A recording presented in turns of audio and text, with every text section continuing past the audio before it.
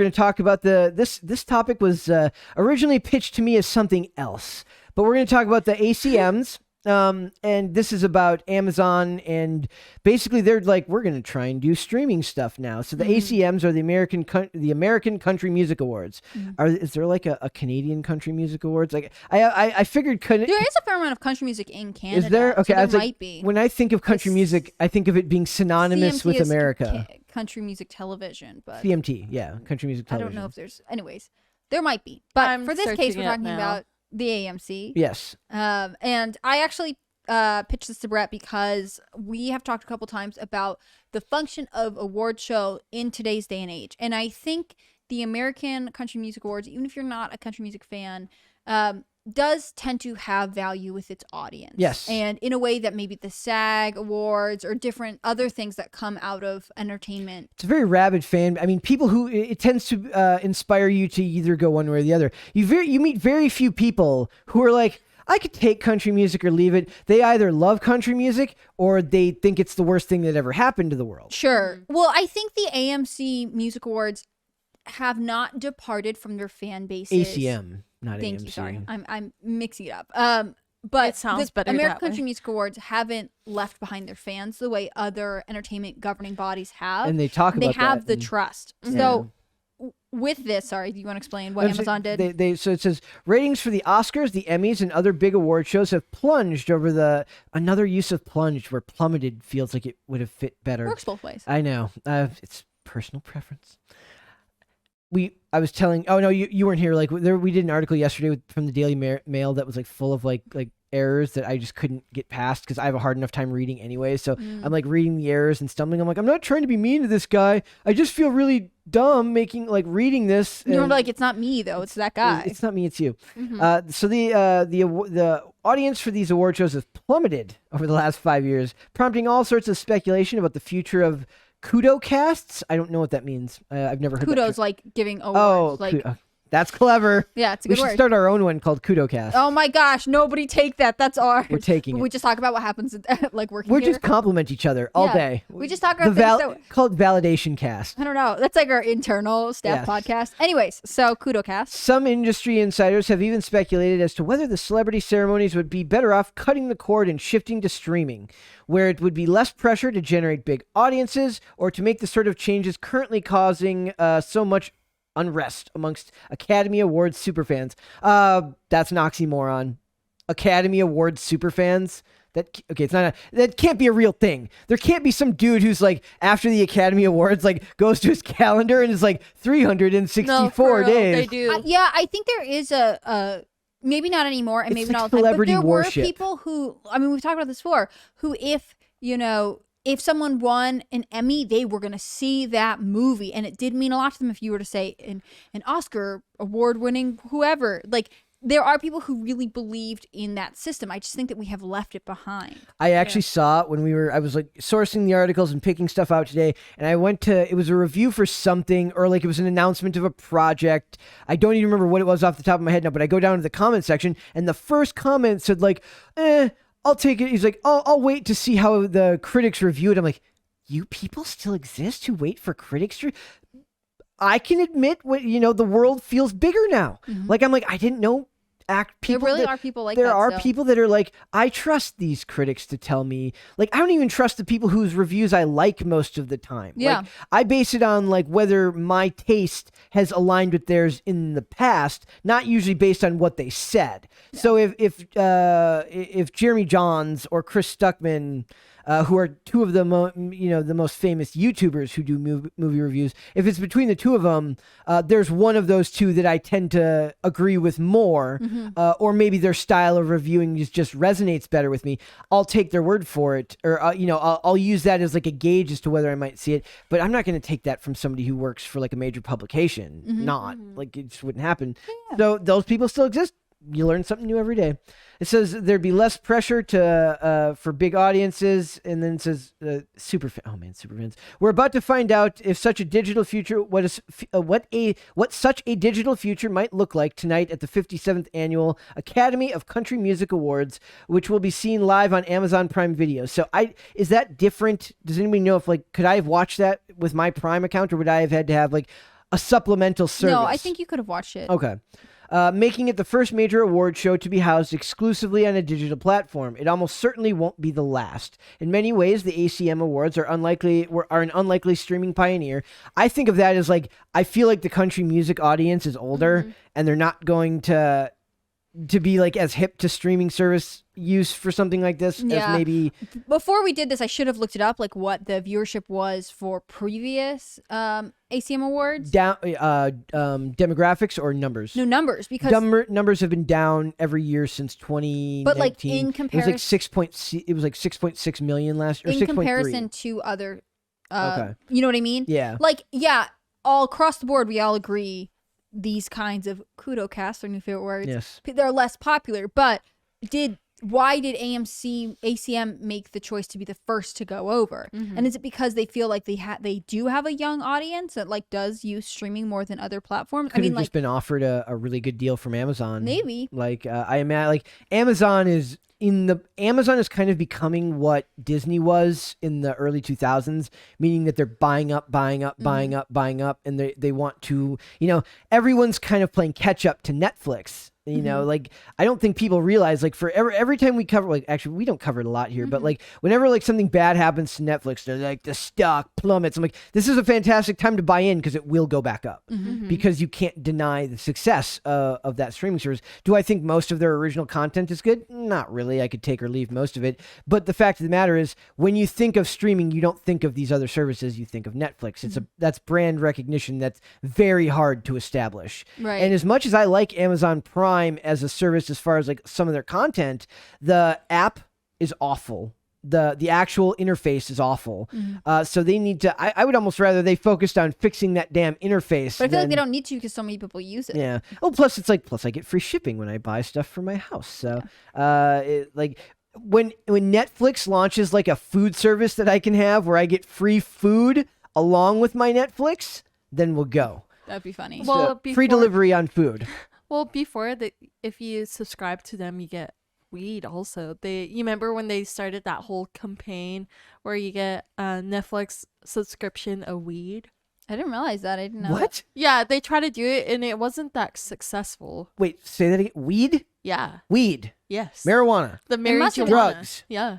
It must have been limited though to where It was limited, but like it was a thing for a little bit. I have no recollection of this. I don't either. Like, let's move on, because now I'm going to go down a rabbit hole of like Netflix weed. And Oh my God, I could search it up for you. And also to answer your question earlier, Hannah Claire, it's called Canadian Music Awards Association. So they do have a CMAS. Okay, so it says, but with many big linear TV events, the pandemic and the continuing expansion of streaming competition took a toll. The last year, ACM's telecast fell to just 6 million viewers and turned in an even weaker demo performance because the magic demo is 18 to 49, and the country music audience is a lot more likely to be AARP.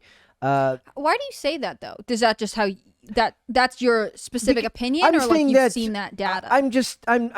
That's my generalization. Okay, I think that's not an accurate generalization because there are so many. There's such a broad range of country music. People forget that. Like there is newer, more pop country music, and then there's like. But I just don't imagine. classics. I know that your Sam Hunts, your modern country artists are popular. I just don't know if that inspires the people who like that to go watch the show. I guess maybe not. Maybe you're right. Yeah, I was gonna say I think the people who consume the music don't change. I mean, the same way that like movies might be popular with the Zoomers, but the Zoomers aren't gonna watch a Screen Actors Guild Award. Well, let's look at we're getting a little bit off topic of what I actually wanted to talk about, which is the great comeback and the stupidness of cancel culture, which we'll come back to. But I found this article that says fans were not impressed with how the 2022 ACM Awards were presented. Over the past few years, the streaming wars have picked up. Cable television has seen a major decline in award show ratings. In 2021, the Oscars saw a decline of nearly 60%. In the 2021 Grammys, well, they had the smallest audience on record with only 8.8 million people watching. But if we go down here, so it just talks about how they went exclusively to streaming services.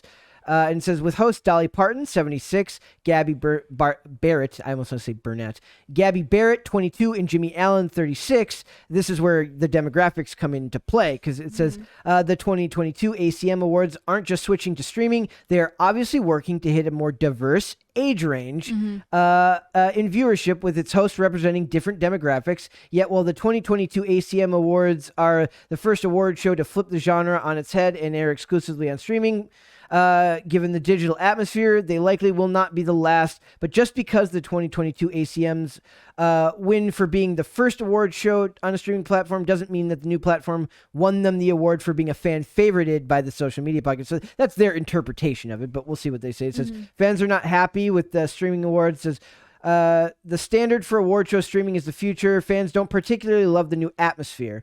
In fact, the 2022 ACM Awards streaming exclusively on Amazon Prime, many fans felt the show was one giant Amazon commercial. Yeah, I bet.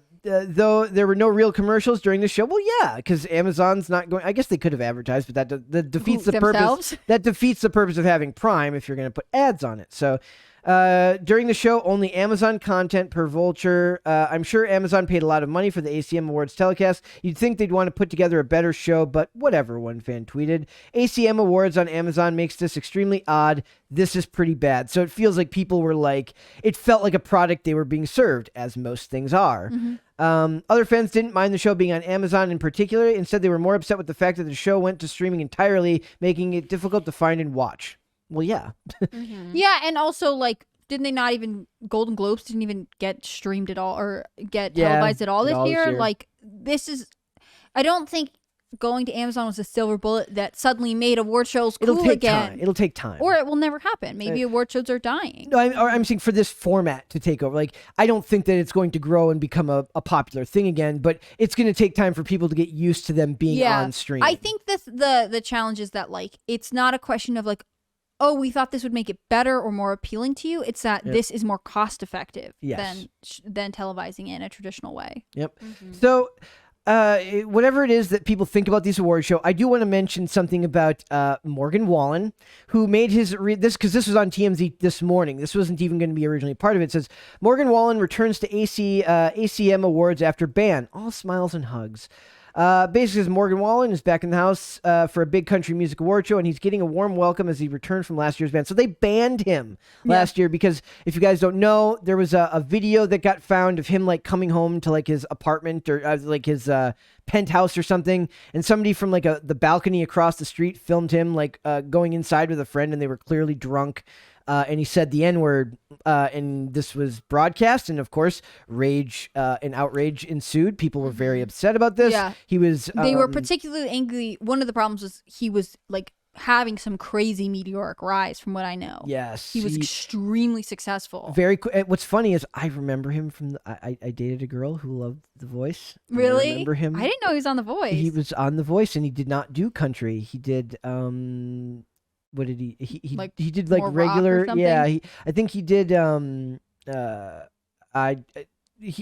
like Shakira picked him or something. But the point is, like, he did, like, a typical song. Yeah. It was like I don't remember who the artist. I can't remember off the top of my head, but it was not country music. Like, when I found out that he was, I was like, the same guy. That's so funny. And it was. But yeah, so it felt like it slapped him down from his meteoric rise, and then he kind of makes a comeback, or he does, his album sales go through the roof after that, because it was like a response to what people felt was the unfair, And I also wonder if it drew more attention to him. Like, people who wouldn't have normally listened to country music were like, wait, who's this guy? And then, like, especially if maybe he's starting from a different, more pop place, he's more appealing than people expect him to be. And it says, he also, because there's a rapper named Lil Durk who's like, he's not a racist. He got him to come to his defense. So that it's like he's building his reputation back up little by little, and then he goes and he does this award show, and it says right here, it says Morgan Wallen wins ACM Award for Album of the Year, probably in thanks to the controversy. I don't know how those metrics are judged, but it says thanks everyone who has shown me grace. Now this is my problem with all of this. The people, there was, like, I didn't even pull up the articles, but there was an article from Yahoo that says, like, Twitter explodes in anger at Morgan Wallen being welcomed back to the awards. It says, racist country fans rejoice. they don't believe in redemption. They believe that once you've done something wrong, anything wrong, you are now sentenced to a life sentence of unhappiness, of being poor. You are to starve, suffer, and just die. Well, some people are allowed to stay. Let's all remember our friend Justin Trudeau, the Prime Minister of Canada, and that's all I'll say on this without He's getting got too his political. pass. He gets his pass. Certain people are allowed to. Certain people are not. It's completely the judging is all subjective. Mm-hmm. And my problem with this is like I can't imagine a world with no redemption where any mistake is so bad outside of killing someone where you're just where you say the wrong thing. Was it stupid to say? Was it wrong? Yeah, absolutely. I mean, but is this do you want to live in a world where you're literally like doing what we do here? This is literally a landmine of every day. I have to make sure that I don't slip up and say something that's going to piss off just the right person and get you just removed from society. Yeah, and we don't even have the added pressure of having people, as far as we know, like wait for us to return to our hotel rooms and film us. You know what I mean? Like there is a level of like complexity. I'm not condoning his. I'm not. We're not speaking out in support of his speech, but there is a level of like this, like what I think is ultimately. This story keeps getting played out because people are mad that they did not cancel him, that he was able to sort of like lay low and then come back because they want cancel culture to be a permanent death sentence. Yes. And the fact is that he's selling records, like he is successful and he doesn't actually need, he doesn't need to address it more than he has, right? The same thing happened with James Gunn. They fired him from Marvel after it wasn't even like he said something in the moment. They went back through and found really, really bad tweets.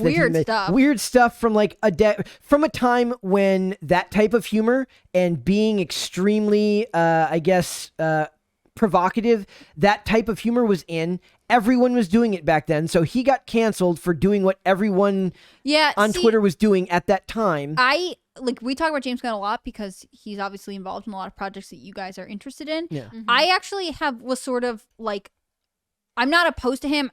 Who cares what I think? But like, I have always had pause to consume his content for those reasons, but that's my choice, right? Like, I don't have to consume products made by someone whose behavior is maybe not in line with what I want. Same way that like no one has to listen to Morgan Whalen if they don't want to. But on the other hand, you can't just sentence him to death and then be mad when he's able to make his life work anyways. There used to be a time when screwing up, admitting you did wrong, and then making a comeback was celebrated. But now nobody wants to admit they're wrong because because you're not going to be forgiven. It's going to be used as weaponry. It's going to be used as ammo against you for the rest of your life. You shouldn't apologize anymore. Not to Twitter, because they don't actually want an apology. They want power over you. Well, and as soon as you start apologizing, it's not enough. You need to do more. Okay, then now you should donate to this cause. You didn't donate enough. You didn't donate enough. Consistently. You didn't apologize and take down the post. You didn't repeal the post. You didn't post an apology. You didn't make other people who have used similar language, champion this cause as well. It never ends. There's no satisfaction for these people. Nope. So to me, this is one of those things. I find it fascinating because everyone should be a little bit worried, especially like what we do. You have to worry that you're going to say something that's going to. Luckily, it's like sometimes I'm like, thank God we don't have like a lot of people like I want 1 million followers. I'm like, I don't know if I want 1 million people judging everything that I say and do so harshly. Yeah. Right. Like intent matters. Your ability to show, like you said, people showed him grace, and he's thankful for it. And I think the function of all of this is like, people enjoy his music. Hopefully with this podcast, people enjoy the commentary. They know that our opinions on it are not law, right? We didn't even think about Joe Rogan. The same thing, like people revolted against him. Like they're like, no, we're not canceling Joe Rogan. He said stupid Joe stuff. Rogan, some people love him, listen to his stuff all the time, and then he'll have a guest on and say, oh, I don't believe in this. And people will be like, I can't believe, oh my gosh. Like, it's just part of having a discussion. And we know that our opinions evolve over time with more information. I think what we realize when we do this is like that it is worth doing anyways, and we try and keep each other safe, so to speak. Like we try to make sure that like when I say something, you make sure that my point comes across as clear because we know each other outside of this. And I think like that's why people get mad at Morgan Wallen for having like rappers who know him say like, no, he's a good guy. And we don't know that he had them say that. Whatever. Likely like, that dude. where they're like, oh, they're trying to manipulate. So they're like apologizing for a white or whatever the like criticism is. But like, what if they really know him? What if they really feel called to do that? I also think that this is like he says right here. It says, "I'd like to thank my good Lord and Savior Jesus Christ." That's something that'll get him canceled in today's world But that happens all too. the time at the Country Music Awards. Like the Country Music Awards, I'm not going to say they're countercultural, but they are not. They are different. They function differently than a lot of other award shows. And that's why I'm so curious to see how they perform. I also think that's one of the reasons that Amazon I looked for numbers. There decided- weren't any numbers yet. Okay, but my theory here is that Amazon was like, country music fans, even though all award shows are down, they're not fleeing this governing body as much as other ones. Yeah. So if we Because they've move stayed it, true to they who will they are. try and find it. Whereas if you take something that's dying and make it too difficult to find by moving it to a platform we're not used to, people will be like, that's a nail in the coffin. They still have whether they're like there's a great, I forget who the comedian was who did the skit about like country singers who pretend to be like they're living the roughneck life when they're really in like a penthouse in Nashville. Yeah, like but they know the product they're selling to the people, and they resonate those values with them, so they're still willing. Or there's a bunch of them that have like songs that are like, I remember before I was successful. Like, yeah. You have to shift. Yeah. I mean, I also think it's interesting that country music in America is capitaled outside of Hollywood, whereas like basically everything else stays in LA. That's it. Yeah, it's Nash. I mean, it's Nashville. It is its own. And a lot of industry. them live outside of Nashville, like not just like in the suburbs, but like have houses in Georgia or Alabama or like in the region, but they're outside. That is interesting. It's not that actors in Hollywood don't do that, but again, it is a form of entertainment in and of itself. Could you imagine if suddenly like the film industry, I mean, I guess you would say like fashion is capitaled in New York maybe, and so is Broadway, so a lot of theater in the country, but like if you really had some split in Hollywood and streaming was capitaled in like Atlanta, let's say, so like Netflix was there and Hulu was there, but then like all feature productions with Paramount and everything stayed in LA, like that would be fascinating. What a division in culture that would have. It's kind of like we were talking about parallel industries. It's still part of the music industry, but it doesn't fit in necessarily spot on with the rest of the industry. I mean, it's not dependent on the rest of the music industry. It can survive on its own. Right. So what if like I'm trying to think of another form of music, but I'm not very good at this. I imagine that because BET does an award show, so I imagine like I think that's based hip-hop, out of it. yeah. I think BET is headquartered in Atlanta. Atlanta. So yeah, exactly. So that's kind of its own parallel industry. That I mean, they interface a lot with LA because a lot of there's more genre crossover there. Yeah. You could say there is genre crossover in country now, for more sure. so than there ever was before. But these are kind of like I've actually found like originally this started as like crapping on award shows because I thought it was funny. Now I find like the discussions it brings towards the industry is kind of fascinating. Yeah, I mean, I am not like completely totally against award shows. I just don't think that we should rely on them as an indicator of public taste anymore because as part of the public, I don't know that the critics are actually representational of my beliefs and views. Yeah, exactly. And I'm happy to have lots of perspectives on those kinds of things, but it's not an accurate barometer, I would say. Exactly. So, Miracle Country Music Awards? Yeah. No, I could live without them. I say I don't see Miracle watching the No, I country used music. to watch them. You did? Yeah. Okay. I've never watched Do you, them. do you have a country artist that you like? I really love Blake Shelton. Dolly Parton was really good. Is And then- Dolly my Parton's gosh. still alive? She hosted this year. She Yeah, hosted. she did, but Still she looking good for 76, Dolly. Oh my gosh, Yeah. Dolly Parton's the best. And then I was really into like Georgia, Florida Line, and then Rattle Flats, and then the Dixie Chicks. Now they changed their names to the Chicks. Yeah, you can't be the Dixie Chicks anymore. That's bad. Yeah. Mhm. Yep. Also, I really like Tim McGraw's songs. Okay. Also, I grew up with my mom was a huge so my mom and my brother both had like Black Hawk, the Judds. A lot of old school country was playing at my house. I could take it or leave it for the most part. The modern stuff is not really my thing. Yeah. But I get it. Yeah. It's just but it's I love it because I've been pushed because of the world we live in now, where I'm so like I love that it's Americana. in Yeah. a way. So my respect or my admiration or my the appeal for it to me is not necessarily in the music. It's in the values that a lot of it represents. Right. I didn't really grow up listening to any pop culture music or doing anything like that because I don't know, that's just the way it was. But the Crazy world we live in where we all end up. well, what I was gonna say is I personally am really interested in a lot of like folk toned music. So Yeah. there's like more folksy pop, more folksy acoustic stuff. And one of the best documentaries I've ever watched was about this family in West Virginia that was one of the first families to record music and go on tour with it. And their, follow down the line, their daughter, June Carter, married Johnny Cash. And Okay. that was exactly the type of country music that I loved. And it was interesting to see the way that like, even though we often see country music as like an other outside of the rest of the music Yeah. industry, that's really interwoven, and we forget how influenced a lot of early Americana culture is, Yeah. both on blues and on, more country music and, just anything that's Yeah. out there. Yeah, and Brett forgot I grew up in Bakersfield. That a lot of I country. don't know what that has to do with. Well, like the influence. How of, dare like, you forget you grew up in Bakersfield? No, I'm saying I don't know what Bakersfield has to do with country. I No, just, I don't know. Johnny Cash came from there, and Bill Wright, he came from there too. There's another famous country star from there. So a lot of famous country stars came from Bakersfield. Cool. There's legit a song about Bakersfield just in country, and I love that song. okay, cool. Any famous singers come from where you're from?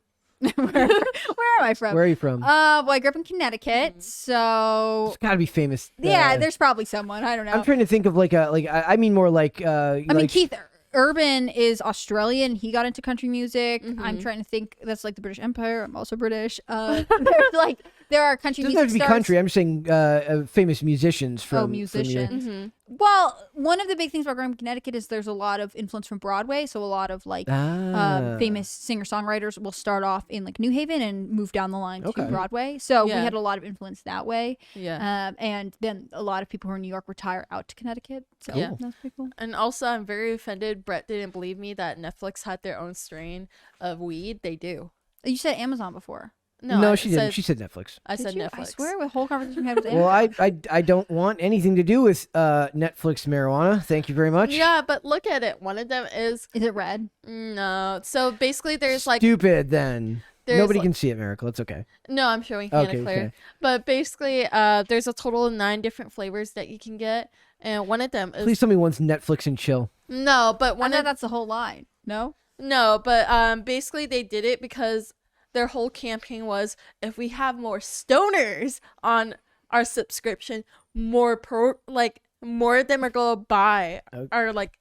our subscriptions Look, if we I sell don't- weed also. I don't think that's a horrible marketing strategy. if It that's- wasn't, but it was like a miss because like people are like, Well, it's also Meh. like you can, if I live in a state that where recreational marijuana is not legal, they can't send it to me, right? Or like what are the Exactly. rules there? well, I think they were mainly targeting towards Californians. Wow, Netflix is obsessed with California. How surprising! Figures. Thanks for watching this clip, guys. If you want to see full episodes or follow us on social media, links are in the description below. Bye. Bye.